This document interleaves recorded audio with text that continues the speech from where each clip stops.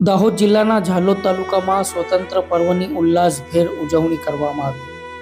સ્વાતંત્ર્ય પર્વ નિમિત્તે સાંસ્કૃતિક કાર્યક્રમો કરી ઉત્સાહથી ઉજવણી કરતા દેશભક્તિનો માહોલ જોવા મળ્યો હતો. આજના સ્વતંત્ર દિવસ નિમિત્તે દરેક ભારતીય કોઈને કોઈ સ્વરૂપે દેશપ્રેમ વ્યક્ત કરતા જ હોય છે.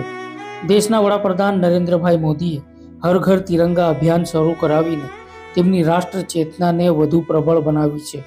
આ અભિયાનથી તમામ ભારતીયો પોતે ભારતીય હોવા પર ગર્વ અનુભવી રહ્યા છે.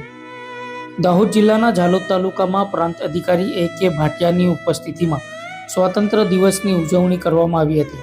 આ દિવસ નિમિત્તે દેશભક્તિના નારાઓ વચ્ચે વહેલી સવારથી વિવિધ સાંસ્કૃતિક કાર્યક્રમો યોજવામાં આવ્યા હતા.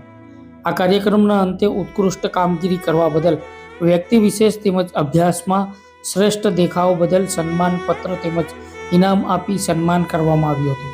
પ્રાંત અધિકારી A.K. ભાટિયા દ્વારા ધ્વજવંદન કર્યા બાદ વૃક્ષારોપણ પણ કરવામાં આવ્યું હતું. સમગ્ર તાલુકામાં ઠેર ઠેર રેલીઓ, સ્વાતંત્ર્ય પર્વ નિમિત્તે સાંસ્કૃતિક કાર્યક્રમો, શાળાઓમાં ઉત્સાહથી ઉજવણી સહિત જશ્નનો માહોલ જોવા મળ્યો હતો.